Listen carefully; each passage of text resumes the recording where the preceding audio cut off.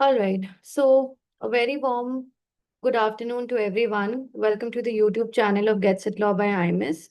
I'm your verbal ability mentor, Sanjana ma'am. And today I have another session for you that's going to help you prepare well for CLAT 2026. I've brought another two passages for English language. Let's take a short breather of a couple of seconds. I'm waiting for everybody to join. And then when I have enough number of students, I can kickstart the session for today. And this would be practice session of 4, which means we've already done 3 sessions of this sort. One on English language, one on logical reasoning, one on legal reasoning also. So you can go and watch those other 3 sessions as well to gain more insights. It's definitely going to be very helpful. Just a few more seconds and then we can begin.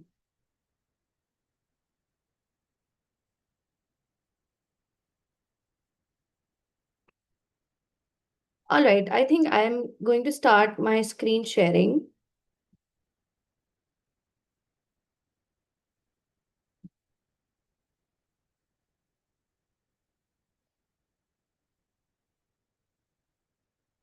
All right, I think it's time we start just about now. So the two passages that I have today, they are of a slightly, bigger word length compared to how passages are generally asked in CLAT. But my agenda, my intent was to tell you that even if a passage is, let's just say, lengthy, it's more than 250 words, 340 words, then also you're very much in a position to solve the same passage with the 6 questions under it within 5 to 6 minutes or even lesser, right? So this passage here is largely narrative only. And for narrative passages, as was the case in the first session that I had taken, you're supposed to read everything word for word. But what I want to highlight here is that here you might want to skip a few sentences because when you will see the questions, you'll understand that it wasn't really worth reading some of these sentences. So the part where it becomes important is that an uncrowned 70 something king from a faraway country arrived in New York City, right, with his three motherless sons to take possession of the palace of his exile, right, behaving as if nothing was wrong with the country or the world or his own story. So up till this point, we do understand that we already have one character that is being talked about, which is an uncrowned 70-year-old king, right? But what else for that? We have to definitely read further. It says he began to rule over his neighborhood like a benevolent. Benevolent here means kind, right? But like a benevolent, kind, generous emperor.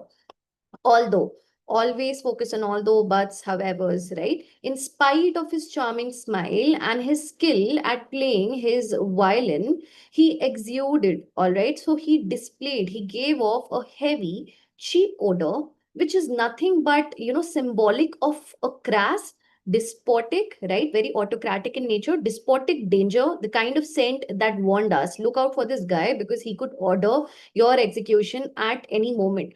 So thus far, what we understand is that this king, who is 70 something, he gives off a very autocratic, vibe, a very despotic vibe, right? He could be a tyrant, right? He could just order somebody's execution at any point of time, the kind of person you're generally asked to watch out for, right? Now, some more information is given that in the next 8 years, the years of the 44th president, they were also the years of the increasingly erratic. Erratic is very upside down, right?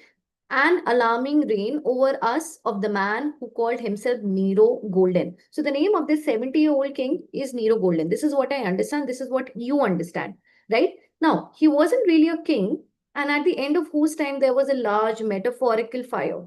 This part is not that important, to be honest, right? Now, some description is given. Definitely, that's a very big thing about narrative passages. Now, this old man was short, right? And he wore his hair, which was still mostly dark in spite of his aging, right? Advanced years, slicked back to accentuate his devil speak. So far, what we get about this character here in the passage is that he has some devilish vibes. He has a very negative vibe, right? A vibe of a tyrant, a despotic leader.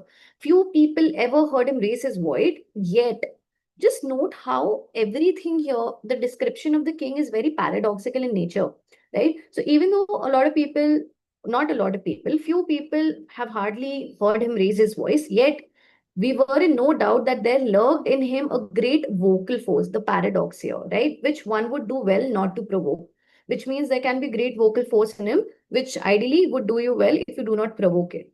Let's read further, right? Now, he dressed expensively. Again, a paradox.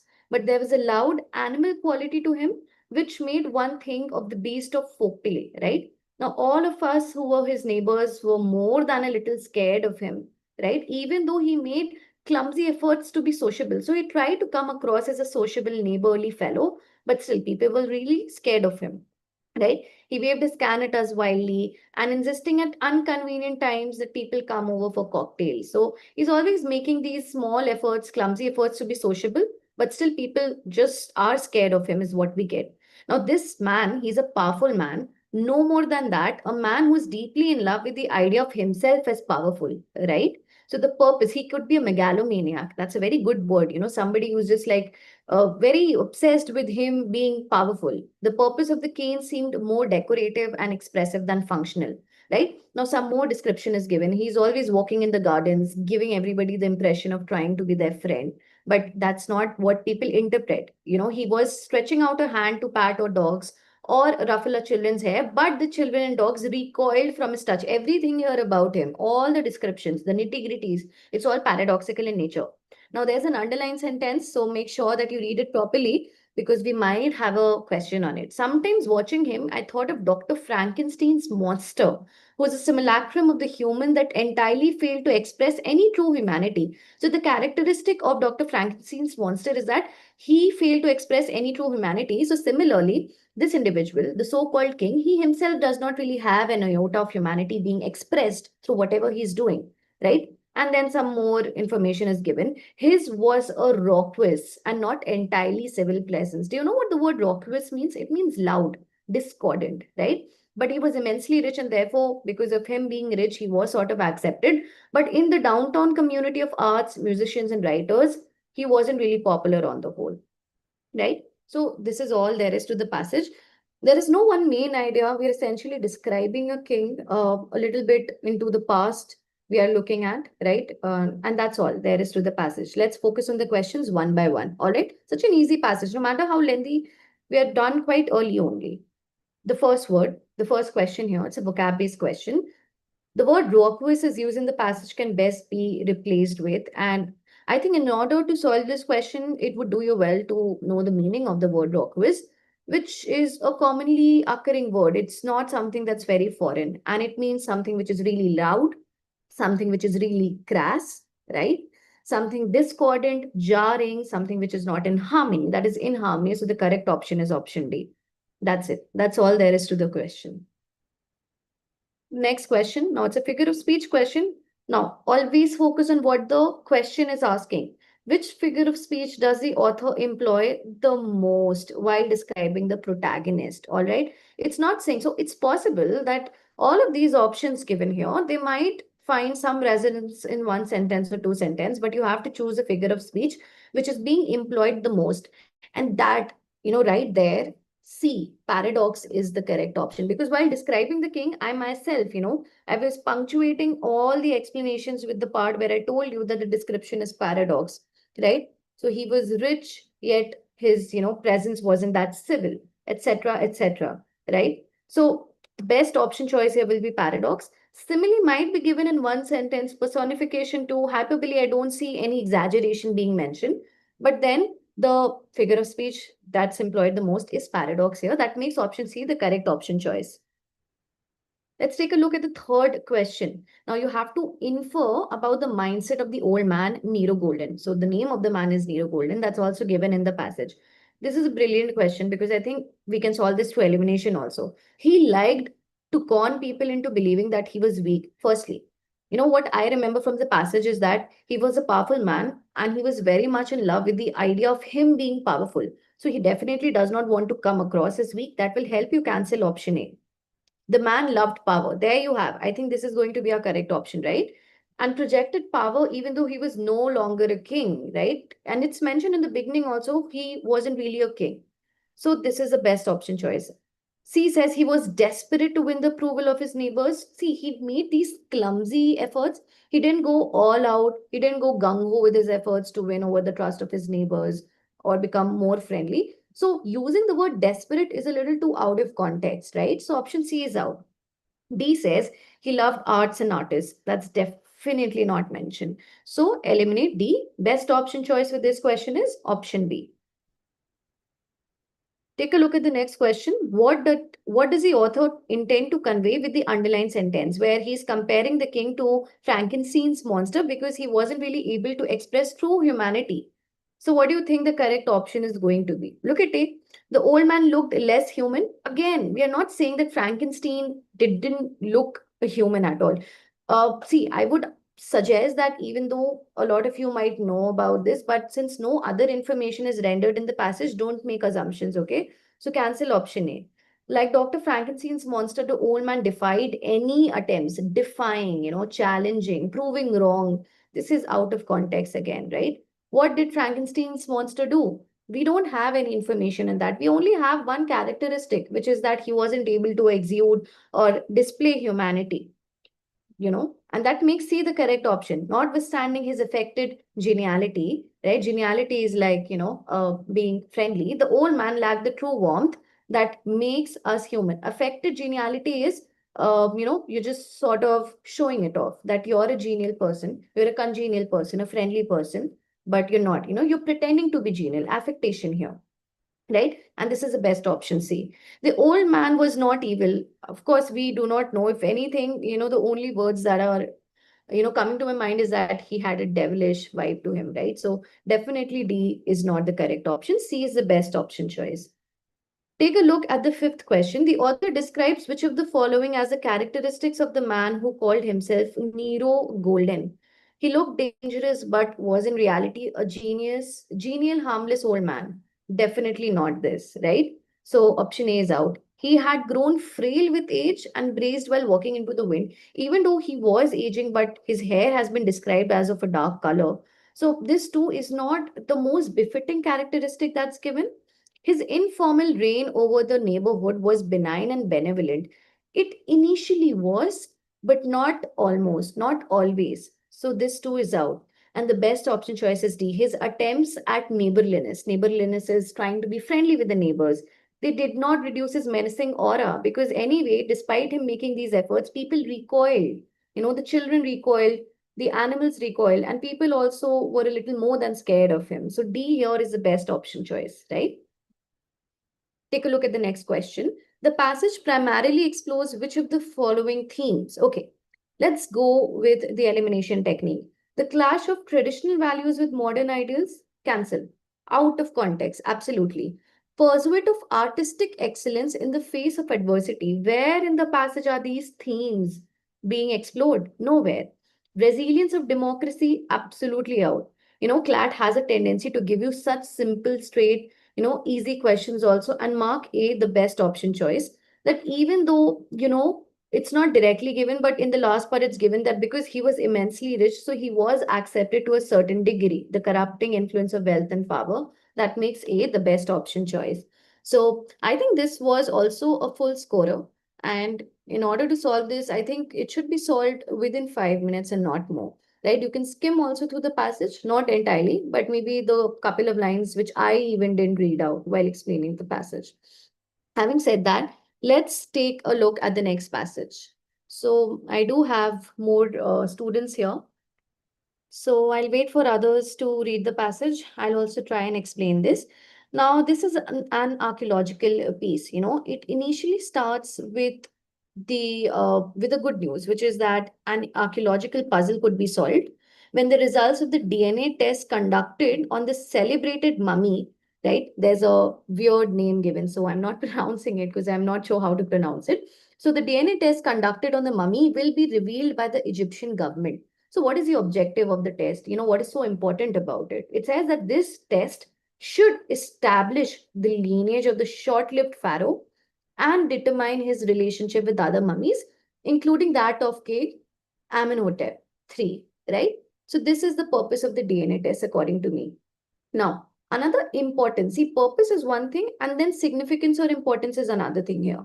The significance of the test goes beyond furthering historical knowledge about Egypt's ancient history, right? They are also able to demonstrate how science can advance the frontiers of archaeology. So we have science and archaeology.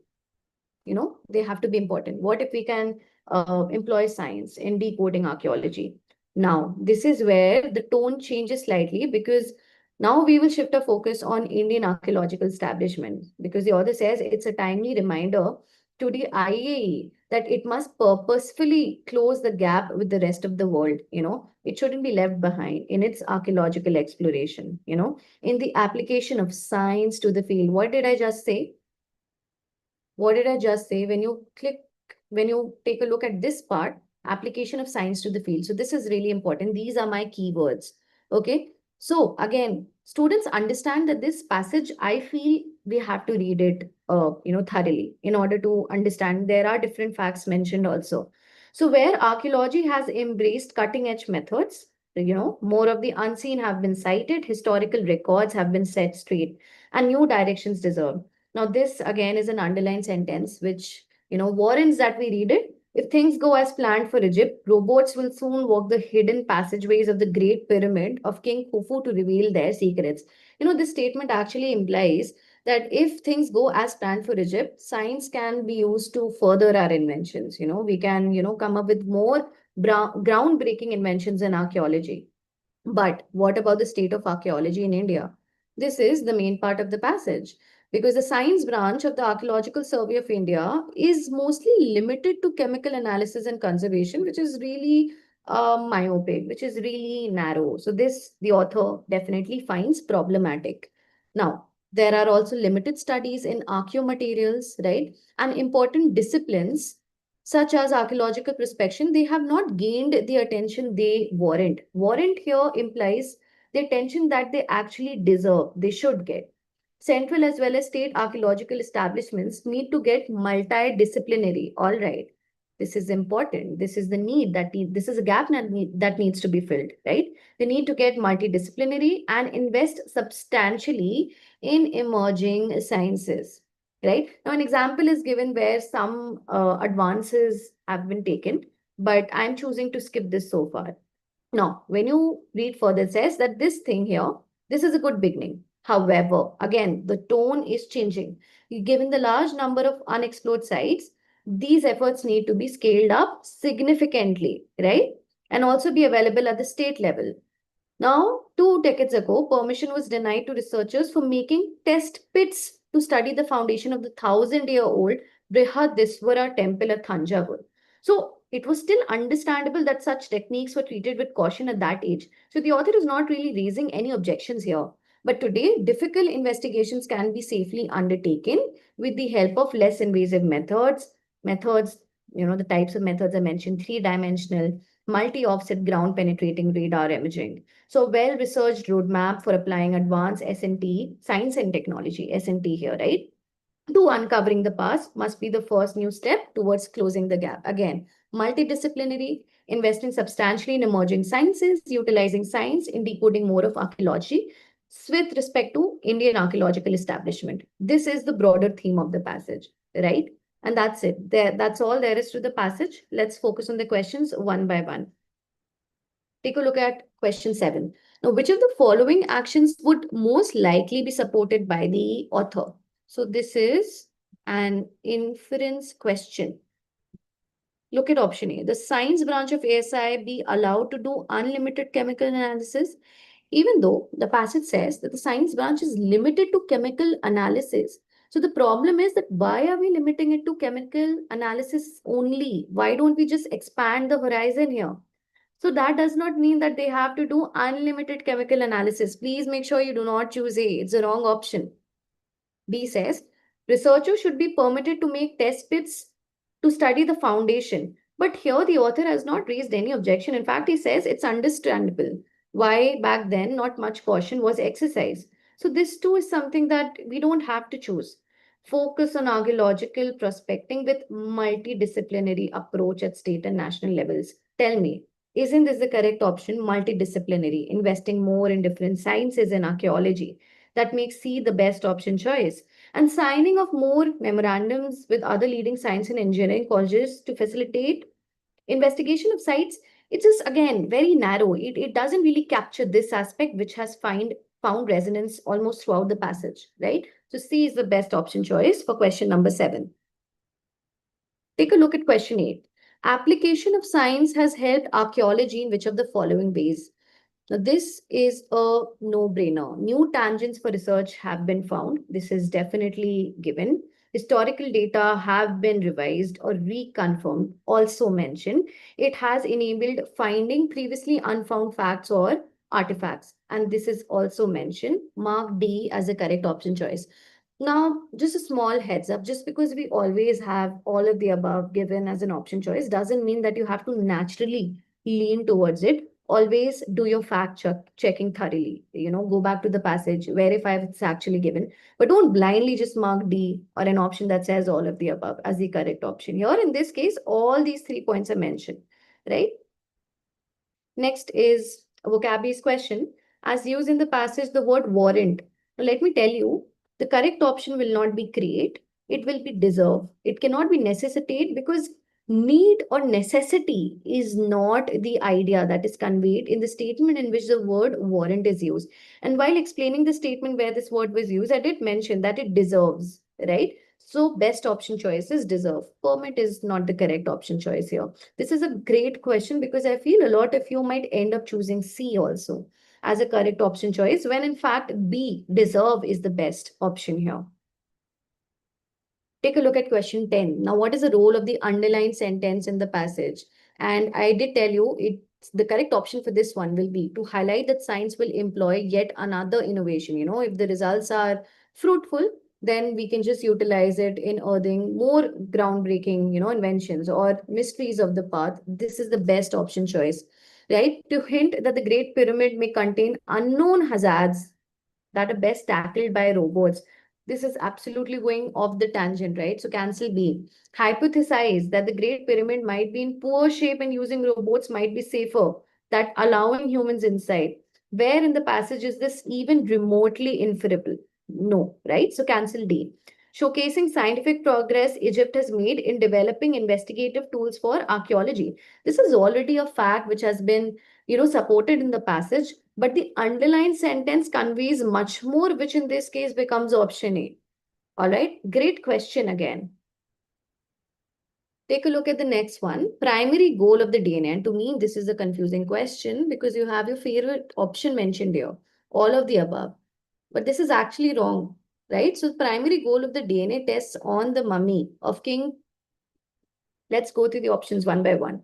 To further the historical knowledge of Egypt's ancient history, it's given that the significance of the test goes beyond this, right? Beyond this. So we cannot choose this. If A is out, then D is out. To demonstrate the role that science can play in the field of archaeology. This is more of an offshoot of the DNA test. It does this, but it's not the primary goal. The primary goal is to establish the king's lineage and relationship with other mummies. That makes C the best option choice. Which is why in the beginning I did mention it's a heads up. Always all of the above cannot be the correct option choice. Same for none of the above as well. So always be very vigilant while solving such categories of questions. And the last question for the day is which of the following is not implied in the passage? DNA testing can reveal important historical and familial connections of ancient rulers. Yeah, this is the objective being served by the DNA test on the Egyptian mummy also. So that's something which is implied. India has made significant progress in integrating modern scientific methods. This is the lacuna. This is the gap which we are concerned with. So it has definitely not made this progress thus far. So this is something which is not given, making B the correct option choice. Egypt is actively using science and technology to make new archaeological discoveries, definitely, right? It's evidenced by it. And there is a need for Indian archaeology to embrace multidisciplinary approaches. This is definitely voiced in the passage. That which is not given is option B, and it means B, the correct option choice. So, with this, we're done with the discussion of the two passages. I hope it's helpful. Stay tuned. Very soon, we are going to come up with more sessions in this week itself, right? If you have any doubts, any queries, mention in the comment section. Thank you so much every day. Everyone, have a great day.